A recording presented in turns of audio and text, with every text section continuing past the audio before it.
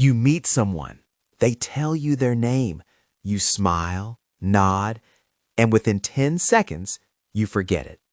Sound familiar? You're not alone. In fact, forgetting names is one of the most common social mistakes people make. But here's the interesting part.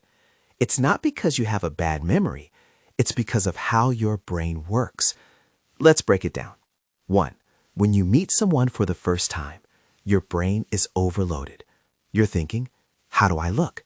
What should I say next? Am I making a good impression?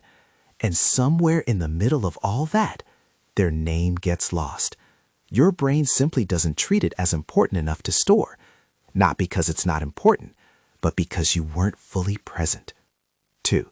Now here's where it gets even more interesting. Your brain is wired to remember meaning, not labels. A name like John or Sarah is just a label. It doesn't tell your brain anything. But if I say, John, the guy who loves hiking and has a golden retriever, now your brain has something to hold on to. That's why you remember stories, faces, emotions, but forget names. 3. There's also a psychological factor, anxiety. When you're nervous, your brain focuses on survival, not memory.